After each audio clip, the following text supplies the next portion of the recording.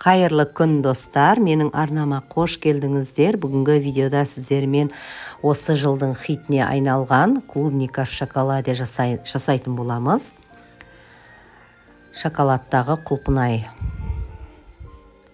Шоколадты қалай темперировать етеміз? Яғни шоколадты дұрыс еріту әдісіменен бөлісетін боламын. Алдымен құлпынайымызды жақсылап жуып аламыз.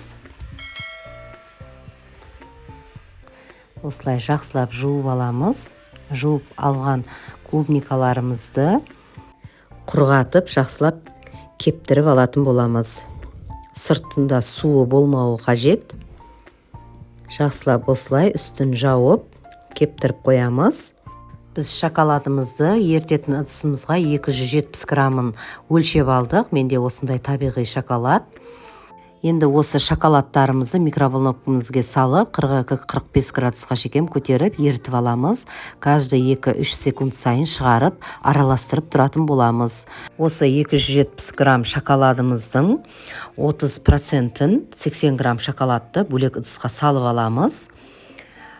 Еріген ыстық шоколадымыздың үстіне, 270 грамм шоколадымыздың үстіне 80 грамм салқын шоколадымызды салып, жақсылап араластырып ертіп аламыз. Осылай ертсеңіздер, сіздерде шоколадтарыңыз дұрыс еріген, дұрыс темперированный жасаған шоколад болады.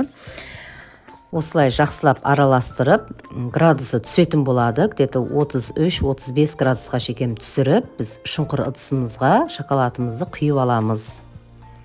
Осы әдіспенен жасасаңыздар, сіздердің клубникаларыңыз бөлме температурасында тез ерімейтін болады. Және тез қататын болады. Біздің құлпынайларымыз бөлме температурасында болуы қажет. Егер сіздің құлпынайларыңыз тоңазытқышта тұрған болса, онда құлпынайларыңыздың сыртына конденсант пайда болады. Конденсант пайда болған кезде шоколадтарымыз құлпынайға толықтай бекітілуіне кедергі келтіреді.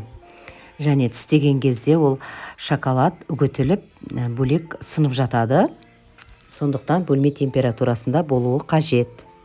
Менде осындай 2 банан болды. 2 бананымызға да таяқшаларымызды түйреп, шоколадымызға батырып алатын боламыз. Ерекше дәмді болады. Бананмен де жасап көріңіздер. Осылай бәрін түйреп аламыз, дайындап.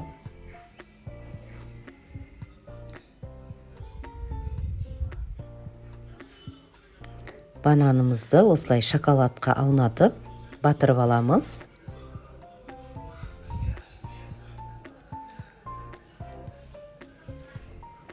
Және өз қалауларыңызша әсемдесеңіздер болады. Мен осындай малинамен, кокоспен және арахиспен әсемдеймін. Және де ақ шоколадты ерітіп, мен клубникаларымның сыртына әсемдік үшін осындай жолақтар жасадым.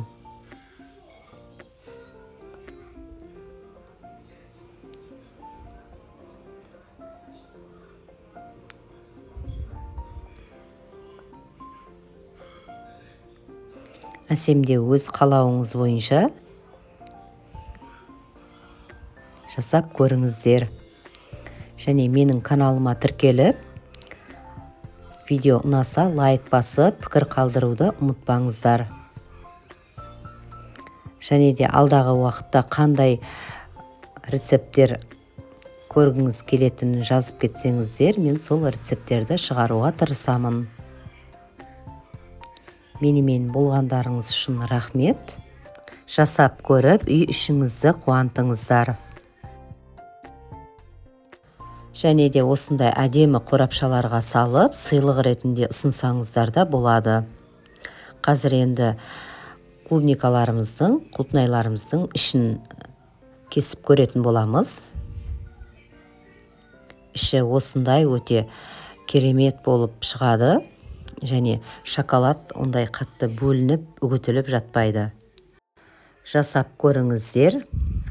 Астарың дәмді болсын.